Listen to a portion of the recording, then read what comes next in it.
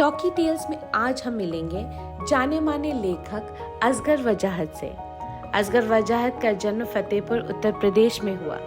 उन्होंने दिल्ली की जवाहरलाल नेहरू यूनिवर्सिटी से पीएचडी की और फिर कई वर्षों तक उन्होंने जामिया मिलिया इस्लामिया दिल्ली और ओथो श्लोरन यूनिवर्सिटी हंगरी में प्रोफेसर के पद पर कार्य किया। असगर वजाहत ने कई प्रसिद्ध पुस्तकों की रचना की जिनके लिए उन्हें अनेकों पुरस्कार मिले हैं। असगर वजाहत लेखक होने के साथ साथ एक पशु प्रेमी भी हैं और समाज में बेजुबान जानवरों को लेकर अपने खास विचार रखते हैं। मनुष्य का जो पूरा विकास है उसी के बारे में वैज्ञानिक कहते हैं कि वो भी जानवर से ही हुआ है। इस प्रकार से जितने भी जीव जंतु हैं, जानवर हैं, उन सब का विकास उसी एक सेल से हुआ है। तो जब मूल स्रोत, मूल बिंदु, मूल चेतना मनुष्य की और पशुओं की एक ही है, तब उनके बीच में घनिष्ठ संबंध, अच्छे संबंध होना बहुत आवश्यक है। और जिस जिस युग में हम देखते हैं कि ये स्वस्थ संबंध थे, उस युग में पशुओं और मनुष्यों के बीच में मित्रता, दोस्ती की अनेक कहानियाँ जानने को, सुनने को मिलती हैं। मेरा तो ये मानना है कि जो भी आवारा पशु हैं उनको आवारा रहना ही नहीं चाहिए। उनको लावारिस छोड़ना ये सिद्ध करता है कि समाज इतना संवेदनशील नहीं है, समाज के अंदर इतनी ज़्यादा सेंसिटिविटी नहीं है। यही कारण है कि हम देखते हैं कि बहुत से आवारा जानवर, आवारा कुत्ते भूखे मरते हैं, उनको खाने के लिए भी नहीं है, उनका दवा इलाज किसी प्रकार की कोई चीज़ नहीं है। तो ये पहले किया जाना चाहिए कि लोगों की सोच और समझ और लोगों का दृष्टिकोण उनके प्रति बदला जाए। एक स्वस्थ दृष्टिकोण को बनाने की ज़रूरत है। और अक्सर तो मैंने देखा है कि गाय जो है वो जहाँ पे वो कूड़ा फेंका जाता है ना, वहाँ पर बेचारी ढूंढ रही होती है अपने लिए खाना। और कभी कभी तो इतनी आवाज़ आती है रोने की, क्योंकि वो प्लास्टिक के जो थैले हैं ना वो भी चबा जाती हैं।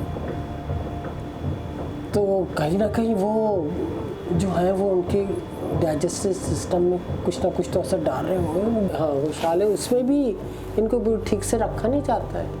अगर बस जब दूध देना बंद कर दिया तो बस ठीक है। जैसे वही हो रहा है जैसे कि अपने बुढ़े माँ बाप को आजकल लोग छोड़ आते हैं आश्रम में। हमारे कानून में ऐसे परिवर्तन किए जाने चाहिए जो इन पशुओं के अधिकारों को रेखांकित करें। जैसे उदाहरण के लिए बताऊं आपको कि विकसित देशों में, जैसे यूरोप के देश हैं, अमेरिका के देश हैं, वहाँ कुत्तों को या जानवरों को पालने के लिए बड़े सख्त नियम हैं ताकि उनकी सही देखभाल हो सके। ऐसा ना हो कि 10 बाई 10 फीट के कमरे में आपने 6 कुत्तों को भर दिया। अगर उन देशों में आप ऐसा करते हैं तो ये बड़ा अपराध माना जाएगा और जिसने ऐसा किया है उसको सज़ा दी जाएगी। तो दूसरी बात यह है कि ऐसे कानून बनने चाहिए कि जो जानवरों की, विशेष रूप से कुत्तों की या दूसरे पशुओं की के जो अधिकार हैं उनको रेखांकित करें। और एक तो ये बचपन से सुनते आ रहे हैं कि ये बड़ा फेथफुल जानवर होता है। मुझे तो लगता है ये मतलब इसके अंदर जो इंसानियत है वो हम इंसानों में शायद नहीं है। मतलब इनकी जज्बात, इनकी फीलिंग्स को हम लोग समझते नहीं हैं। हम समझते हैं कि अरे कुत्ता है तो कुत्ता है, लेकिन ऐसा नहीं है। इनके अंदर ज़्यादा मुझे मासूमियत दिखती है, बल्कि हम लोग तो चालाक हैं। तो बड़े मासूम तरीके से वो अपने जो इमोशंस हैं, जो उनकी मोहब्बत है, वो उसका इजहार करते हैं खेल में भी।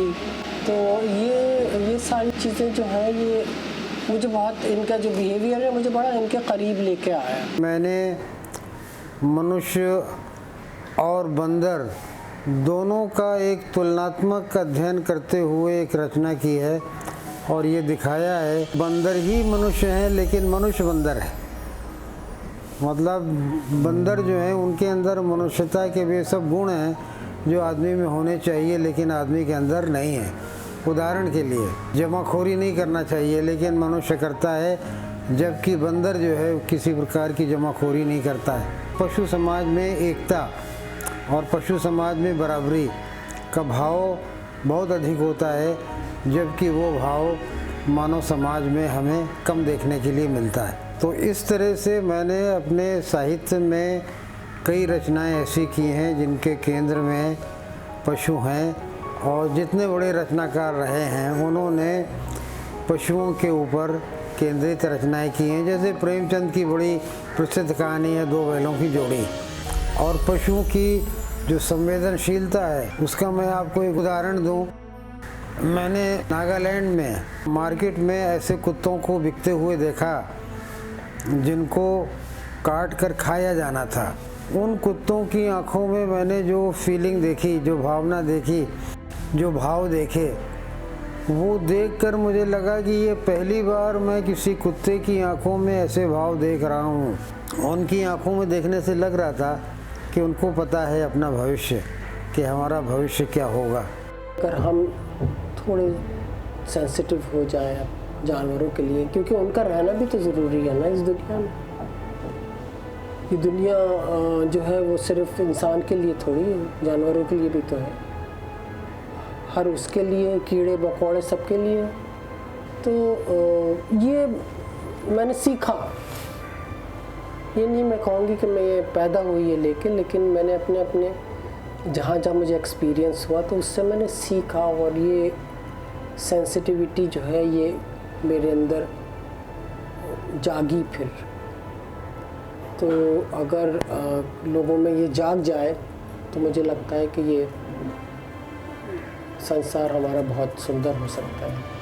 पशुओं को लेकर जो विरोधाभास है उसका कारण ये है कि पशु संबंधी उनकी जानकारियाँ बहुत कम हैं, और सुनी सुनाई बातों पर, जो बिल्ली रास्ता काट गई अब हमको आगे नहीं जाना है ना, लोग रुके खड़े हैं, ये क्या है? अंधविश्वास है। अंधविश्वास क्यों है?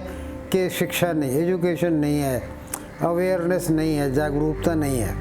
प्रकृति ने जिसने उनको बनाया है, उसी प्रकृति ने, आप उसे भगवान कह लो, ईश्वर कह लो, अल्लाह कुछ भी कह लो, उसको भी बनाया है। तो जब बनाने वाला आप दोनों को एक है तो फिर आप क्यों अंतर इतना कर रहे हैं? पशु के प्रति क्रूरता दिखाना, पशु के प्रति अन्याय करना का मतलब ये है ज़्यादा बोझा लाद देना उसके ऊपर, आपना उसको मारना, उसको पीटना, ये सब नहीं करना चाहिए। ये समझ करके कि भाई प्रकृति ने इसको भी बनाया है, हमको भी बनाया है, हम दोनों के बीच में एक साझेदारी है, एक संबंध है, एक रिश्ता है, उसका हमको सम्मान करना चाहिए। Please subscribe to our channel Talking Tales and do not forget to press the bell icon so that whenever we upload a video, you'll come to know.